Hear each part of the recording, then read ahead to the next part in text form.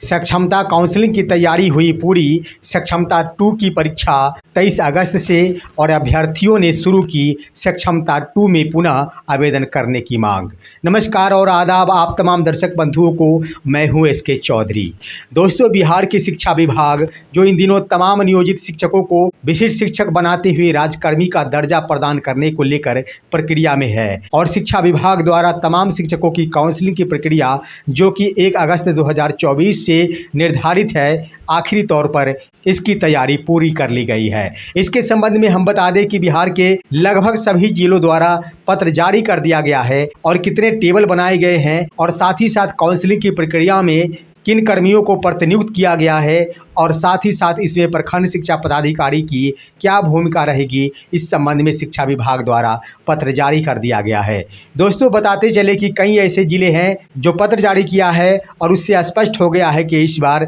शिक्षकों को कहीं भी प्रतिनियुक्ति नहीं की गई है, यानी शिक्षक स्वयं इस प्रक्रिया में भाग लेंगे। इसलिए या तो डाटा एंट्री ऑपरेटर या फिर बीपीएम या फिर डीपीएम या फिर अन्य लिपिक को इस कार्य हेतु प्रतिनियुक्त किया गया है। दोस्तों, इसके संबंध में समस्तीपुर जिला शिक्षा पदाधिकारी के द्वारा भी पत्र जारी कर दिया गया है, जिसमें लिपिक, बीपीएम, डीपीएम और डाटा एंट्री ऑपरेटर के साथ साथ तमाम शिक्षा पदाधिकारियों के ऊपर भी दायित्व सौंपा गया है। साथियों, इस पर आगे बढ़ने से पहले आपसे गुजारिश होगा कि अगर आपने अभी तक हमारे इस चैनल सुसत्य वचन को सब्सक्राइब नहीं किए हैं तो कृपया अभी सब्सक्राइब कर लेंगे। साथियों, शिक्षा विभाग द्वारा काउंसलिंग की प्रक्रिया तो तैयारी कर ली गई है, परंतु जारी किया गया शेड्यूल जिसमें इस बात का उल्लेख किया गया था कि शिक्षकों को स्लॉट की जानकारी उनके मोबाइल पर जाने वाले एसएमएस के माध्यम से प्रदान की जाएगी, यानी शिक्षकों के पास वो संदेश आएंगे जिस पर स्लॉट निर्धारित रहेगा और उसी स्लॉट और तिथि के अनुसार शिक्षकों द्वारा काउंसलिंग की प्रक्रिया में भाग लिया जाएगा। साथ ही साथ शेड्यूल में इस बात का भी उल्लेख किया गया था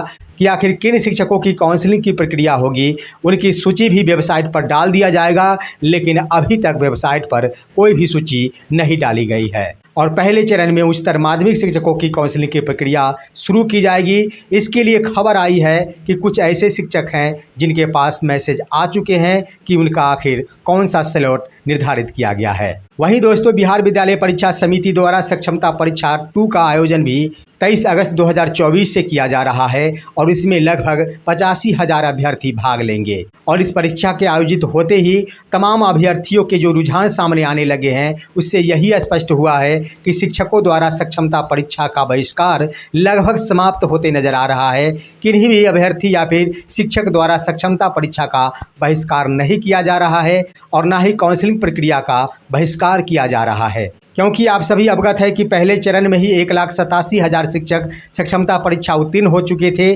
उधर दूसरे चरण में अभी तक 85,000 शिक्षकों ने आवेदन कर रखी है। और वही सबसे बड़ी बात और सबसे बड़ी खबर ये है कि शेष बचे अभ्यर्थी जो सक्षमता परीक्षा का बहिष्कार कर रहे थे या फिर राजकर्मी के रूप में योगदान देना नहीं चाह रहे थे, वैसे शिक्षकों द्वारा भी एक बार फिर से शिक्षा विभाग से यह मांग कर दी है कि एक बार फिर से सक्षमता परीक्षा 2 के लिए आवेदन हेतु पोर्टल खोल देना चाहिए। वैसे अभ्यर्थियों ने इसकी मांग कर दी है कि एक बार फिर से किसी भी कारणवश अगर शिक्षकों द्वारा आवेदन अगर नहीं किया गया था तो ऐसे शिक्षकों को एक बार फिर से 2 या 4 दिनों का अवसर प्रदान किया जाए और उन्हें आवेदन करने का मौका दिया जाए। दोस्तों, आखिर सक्षमता परीक्षा में भाग लेना तमाम अभ्यर्थियों के भावना पर ही निर्भर करता है, इच्छा पर ही निर्भर करता है। शिक्षकों की अगर इच्छा है तो वो सक्षमता परीक्षा में भाग ले सकते हैं, अगर इच्छा नहीं है तो वो भाग नहीं ले सकते हैं। ऐसा माननीय पटना उच्च न्यायालय का आदेश है। परंतु शिक्षकों की मांग और काउंसलिंग की प्रक्रिया का बहिष्कार नहीं करने से यह बिल्कुल ही स्पष्ट हो गया है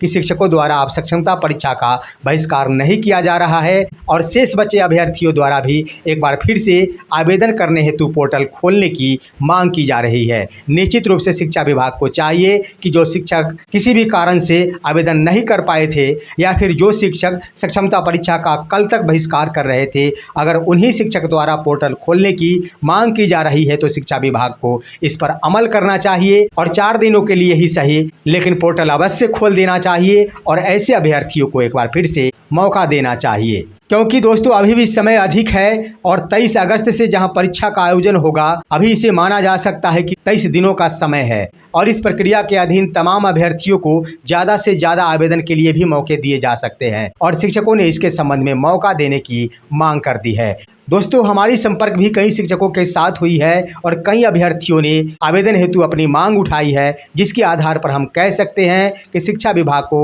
एक बार फिर से पोर्टल खोल देना चाहिए। वहीं दोस्तों इसी बीच एक और पत्र वायरल हो रहा है जो कि काउंसलिंग से संबंधित है। हालांकि उस पत्र की पुष्टि मैं नहीं करता हूं और यह पत्र कुछ दिन पहले भी वायरल हुआ था, जो कि तमाम शिक्षकों की काउंसलिंग के उपरांत शिक्षकों द्वारा दिया गया घोषणा है। दोस्तों इस घोषणा के कांडिका 2 में इस बात का उल्लेख किया गया है कि तमाम शिक्षकों को विशिष्ट शिक्षक बनने से पहले यानी विद्यालय में योगदान करने से पहले अपने संबंधित नियोजन इकाई से त्याग पत्र देना होगा और त्याग पत्र संबंधी पत्र संलग्न करने के उपरांत ही शिक्षकों को नव पदस्थापित विद्यालय में योगदान करने का अवसर प्रदान किया जाएगा। अगर किन्हीं शिक्षक द्वारा त्याग पत्र नहीं दिया जाता है तो उन्हें विशिष्ट शिक्षक बनने से रोका जा सकता है। और बात भी सत्य प्रतीत होती है दोस्तों कि हर किसी को मालूम है कि विशेष शिक्षक पद ही नया पद है और शिक्षा विभाग द्वारा नियमावली तैयार कर इसमें उल्लेख कर दिया गया है कि यह बिल्कुल ही नया पद होगा। और ऐसे में अगर शिक्षक प्रतिनियुक्ति के उपरांत इस पद पर जाते हैं तो हर हाल में वे शिक्षक सेवा निरंतरता के भागीदार होंगे। उन्हें सेवा निरंतरता का लाभ शिक्षा विभाग को अवश्य देना पड़ेगा।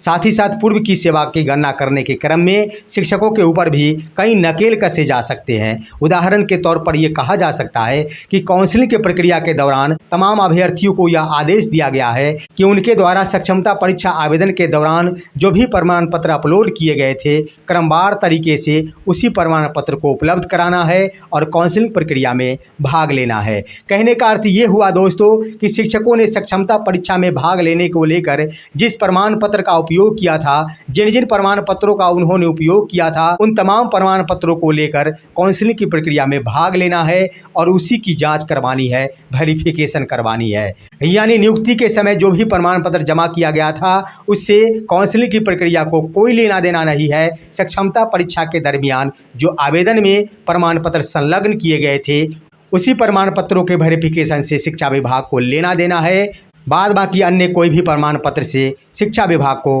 कोई लेना देना नहीं है। दोस्तों ऐसा इसलिए किया गया है कि तमाम अभ्यर्थियों का प्रमाण पत्र अभी भी बिहार विद्यालय परीक्षा समिति के पोर्टल पर मौजूद है और शिक्षक द्वारा जो भी प्रमाण पत्र प्रस्तुत किया जाएगा दोनों का मिलान भी पोर्टल के माध्यम से भी कराया जा सकता है। तो इस आधार पर कहा जा सकता है कि शिक्षकों को राहत प्रदान की गई है। प्रमाण पत्र के मामले में तो हर हाल में नई नियुक्ति ही मानी जा सकती है, पूर्व की नियुक्ति उनकी कहीं से मानी नहीं जा सकती। अब देखना होगा कि काउंसलिंग की प्रक्रिया में आखिर कौन से शिक्षक भाग लेते हैं और उसके बाद अगर विद्यालय का आवंटन किया जाता है तो आवंटन के क्रम में आखिर कितने शिक्षक नए विद्यालय में योगदान करते हैं, दूर के विद्यालय में योगदान करते हैं या फिर नए पद पर योगदान करते हैं, यह देखने को बड़ा दिलचस्प होगा। दोस्तों सक्षमता परीक्षा फेज 2 का आयोजन जो 23 अगस्त 2024 से किया जा रहा है, अब यह सामने दिखने लगा है कि तमाम अभ्यर्थियों का झुकाव सक्षमता परीक्षा फेज 2 के तरफ चला गया है, क्योंकि तमाम शिक्षकों को अब यह आभास हो गया है कि अब दोनों ही कोटियों यानी सक्षमता परीक्षा फेज 1 और सक्षमता परीक्षा फेज 2 के तमाम अभ्यर्थियों के विद्यालय का आवंटन एक साथ ही किया जा सकता है, क्योंकि शिक्षा विभाग ने काउंसलिंग के बाद तुरंत ही सक्षमता परीक्षा फेज 2 का आयोजन कर दिया है। तो यह संकेत दे रहा है कि तमाम अभ्यर्थियों का विद्यालय का आवंटन एक साथ ही किया जा सकता है और उन्हें राजकर्मी का लाभ प्रदान किया जा सकता है। दोस्तों बिहार सरकार के इस कदम से अगर कहा जाए तो सबसे ज़्यादा फायदा हुआ है तो उन अभ्यर्थियों को फायदा हुआ है जो वर्षों से अपने घर परिवार को छोड़कर अन्यत्र नौकरी कर रहे थे। वहीं वर्ष 2022 के शिक्षकों को तमाम अभ्यर्थियों को अधिक से अधिक लाभ हुआ है, क्योंकि वर्ष 2022 के ही वैसे शिक्षक हैं जिनके वेतन में सबसे ज़्यादा बढ़ोतरी विशिष्ट शिक्षक बनने के बाद हो रही है। बाद बाकी अन्य कोटि के शिक्षकों की बातें कही जाए तो जो शिक्षक जितने ज़्यादा पुराने हैं उन्हें उतना ही ज़्यादा नुकसान का सामना करना पड़ा है और बीच वाले शिक्षक जो कि वर्ष 2014 के अंतर्गत बहाल हुए थे उन्हें ज़्यादा नुकसान नहीं झेलना पड़ रहा है, सिर्फ 10 वर्षों की सेवा का ही नुकसान हो रहा है। बाद बाकी वर्ष 2006 के शिक्षकों की बातें कर ली जाए तो सबसे ज़्यादा नुकसान इन्हीं शिक्षकों को झेलना पड़ा है और सवाल उठता है कि अगर इनके विद्यालय का आवंटन सुदूर इलाकों में कर दिया जाता है तो आखिर उस समय इन शिक्षकों पर क्या बीतेगा, ये तो वह वक्त बताएगा। फिलहाल आज की खबर बस इतना ही। आप सभी हमारे इस वीडियो को लाइक करते हुए तमाम दोस्तों के पास शेयर कीजिए और अब दीजिए अपने ही दोस्त इसके चौधरी को इजाज़त। जय हिंद, जय भारत।